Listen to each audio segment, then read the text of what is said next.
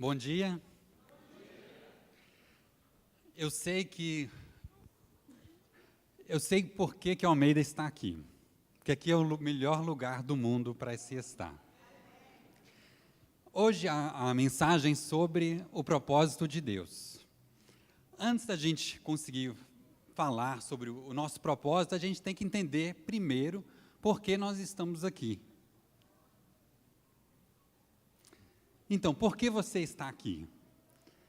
Pare uns minutos, pense um pouquinho por que você está aqui. Primeiro, por que você está aqui neste mundo? Por que você está no Brasil? Por que você está aqui sentado hoje? As pessoas que são ateus têm uma dificuldade muito grande em responder essa pergunta. Por que estamos aqui? Para eles é um acaso. E um motivo que isso é difícil é porque isso não responde qual que é o nosso dever. Se você está nesse lugar por acaso, então como que você vai saber o que você tem que fazer com a sua vida? Qual que é o propósito, para o nosso caso, de Deus na nossa vida? Então, muito tempo atrás, Deus criou um mundo maravilhoso. Eu coloquei essa foto daí porque mostra a foto da natureza linda que Deus criou. Se você não visitou macacos antes, vai lá na casa da Santuza e do Antônio, visita eles para você ver como que é lindo aquela região, que tem muita natureza. Então, Deus criou o universo, criou um lugar perfeito, um lugar lindo, deu tudo o que Adão e Eva precisavam. Não faltava nada lá. Inclusive, nos Estados Unidos falam que as únicas duas coisas que são certeiras da vida é imposto e a morte. E lá não tinha nenhum nem outro. Não tem nada melhor do que isso. Mas, mesmo com tudo isso de maravilhoso que Deus nos deu, Ele criou tudo isso porque Ele nos ama. A mesma coisa com os pais. Os pais querem dar tudo de bom para os filhos. E foi isso que Deus fez conosco. Mas Adão e Eva, mesmo assim, saiu disso, fugiu disso, achou que tinha algo melhor do que Deus estava dando e se entrou numa situação muito difícil. A humanidade se tornou escravos do pecado. Imagine só por um instante.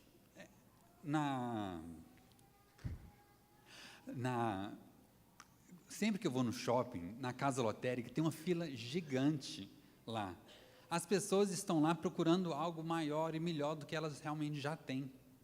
E nunca vi ninguém naquela fila feliz. Eles estão procurando algo que na verdade, não existe. A chance daquilo acontecer é tão pequeno que é mais fácil um raio cair na sua cabeça do que você ganhar numa loteria.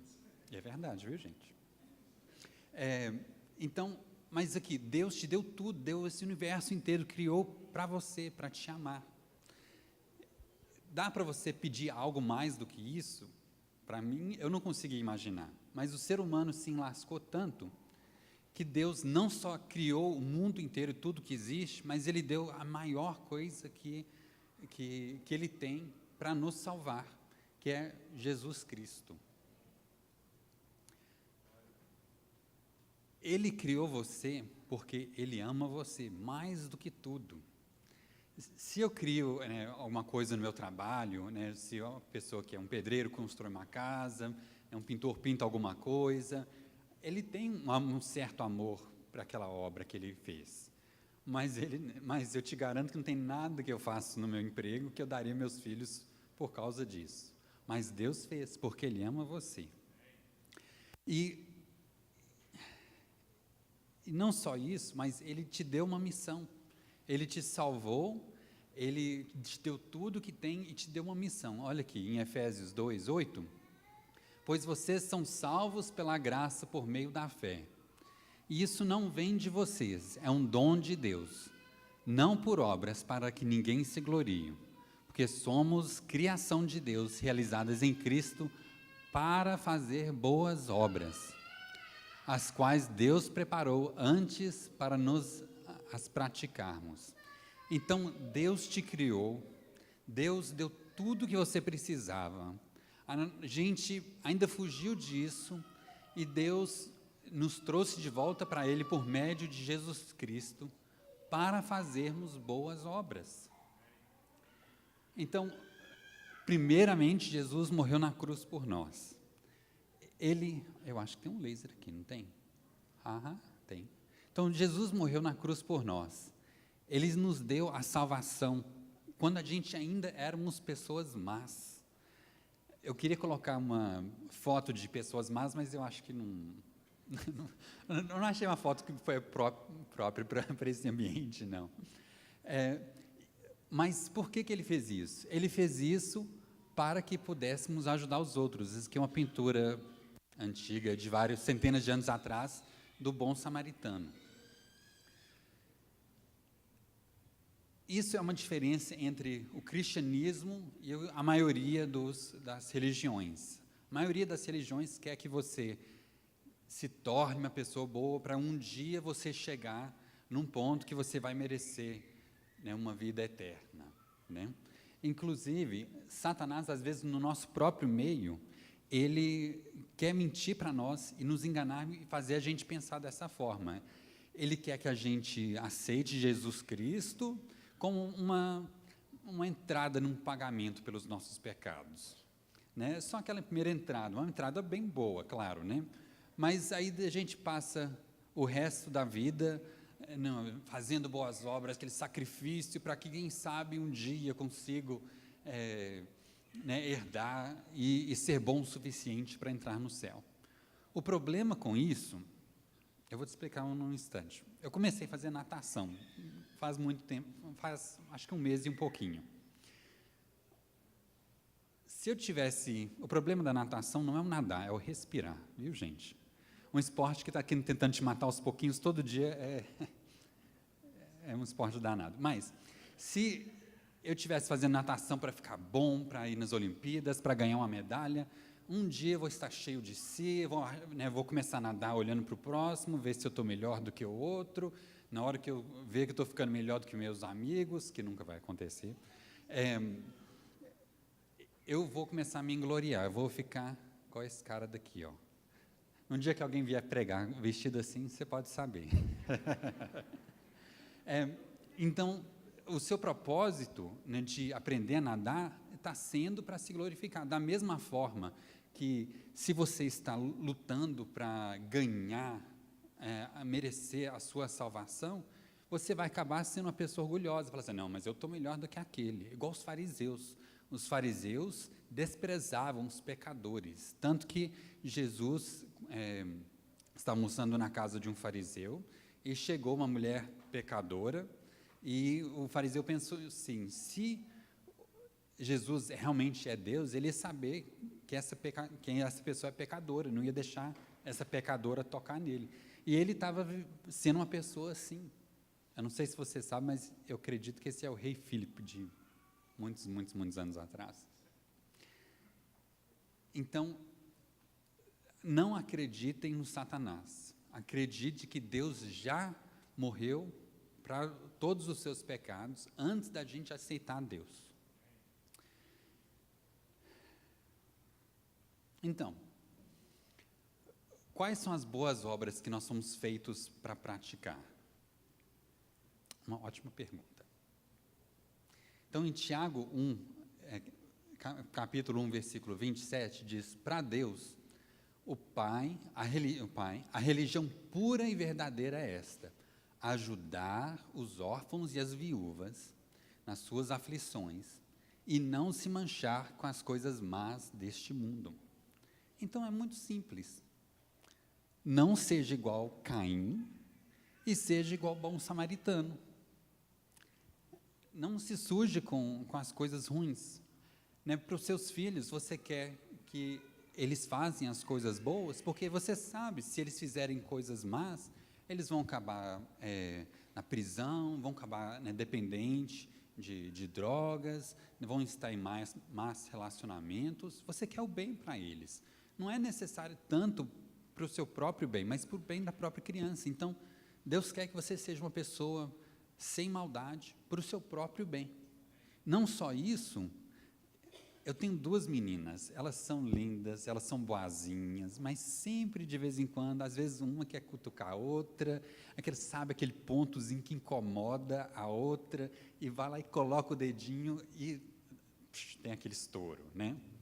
Então, Deus não quer isso. O que o pai mais quer é que os irmãos se dão bem um com o outro, porque o pai ama os dois. Então, Deus quer que você faça o bem para as outras pessoas, não deixe elas sofrerem, porque Ele ama vocês como filhos. Outra pessoa fez essa mesma pergunta de uma forma diferente. Em vez de perguntar, né, o que é religião pura e verdadeira, perguntou qual que é o maior mandamento. Então, aqui, em Mateus 22, 35, 40, fala: um deles que era mestre da lei, ou seja, fariseu, querendo conseguir alguma prova contra Jesus, perguntou: mestre, qual é o mais importante de todos os mandamentos da lei? E Jesus respondeu: ame o Senhor seu Deus com todo o seu coração, com toda a sua alma e com toda a sua mente. Esse é o maior mandamento e o mais importante. E o segundo mais importante é parecido com o primeiro: ame os outros como você ama a você mesmo. Olha aqui, uma coisa que eu nunca tinha reparado antes, que eu acho muito interessante. Toda a lei de Moisés e os ensinamentos dos profetas se baseiam nesses dois mandamentos.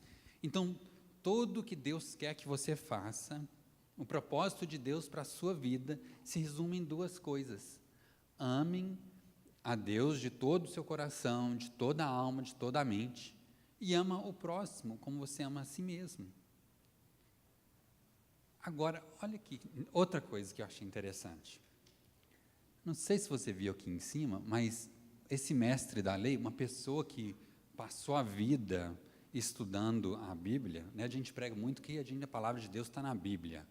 Essa pessoa aqui estudou a Bíblia, mas ele querendo conseguir alguma prova contra Jesus, para matar Jesus, fez uma pergunta sobre a Bíblia. Você acha que ele estava agindo, amando Deus de todo o coração, amando o próximo como a si mesmo? Não. Ele estava usando a Bíblia, usando a religião dele, para fazer algo contra a vontade de Deus. Isso não é exatamente a mensagem que eu estou passando aqui, mas é uma coisa que eu tenho visto, lendo a Bíblia, que tem me incomodado muito. As pessoas religiosas usando a Bíblia para causar divisões, para dominar as outras pessoas, né? Parte disso era a cultura, né? A gente tinha que obedecer a Deus, e esses são os mestres da Bíblia, então nós temos que seguir eles. Então eles usavam isso para, né, ter controle do povo, dele. Eu não vou tocar mais nesse assunto, mas eu queria falar isso. Então, o que você precisa fazer? Amar a Deus sobre todas as coisas, de todo o coração. Eu acho que foi em Tiago que continuou falando, ou Tiago ou Efésios, mas falou sobre que o nosso corpo é uma casa onde que Deus vai vir morar no nosso coração. Se a gente vive uma vida que a nossa casa está, né, o nosso coração está cheio de impureza, de maldade, quem vai querer morar lá, né? Se alguém vai vir te visitar, né, não quer ver, né, sua casa assim caindo aos pedaços, né, desarrumada, lixo, né, transbordando, né, de uma sala para outro cômodo. Não, né, a gente espera que, né, alguém vai pelo menos varrer o chão um pouquinho, né, vai servir um cafezinho. Mas se você vive a sua vida buscando maldade, Deus não vai ter como morar no seu coração. E ame o próximo como você ama a si mesmo.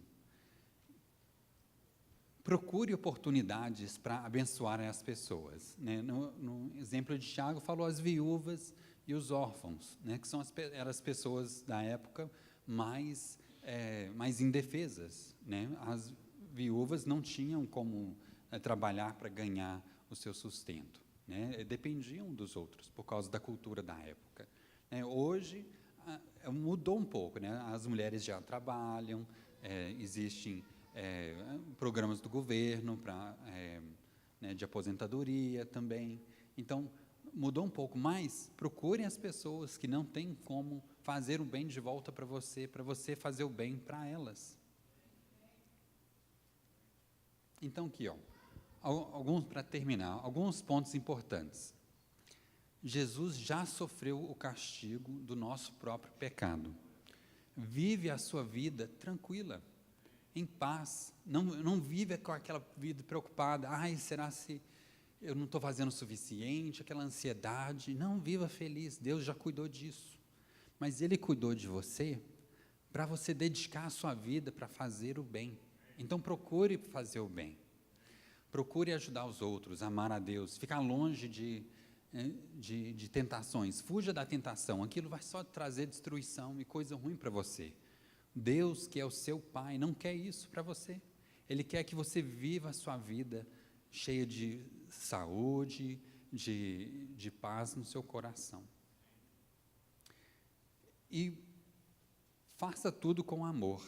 Se você está fazendo algo e você pensa que você está fazendo para Deus, mas se você não está fazendo com amor, então isso não tem muita utilidade. Em 1 Coríntios 13, o capítulo do amor, fala que você pode fazer coisas maravilhosas, falar de línguas de anjos, ter todo o conhecimento, você pode, inclusive, dar o seu próprio corpo em sacrifício como outro. Não tem amor maior, não tem coisa maior do que isso.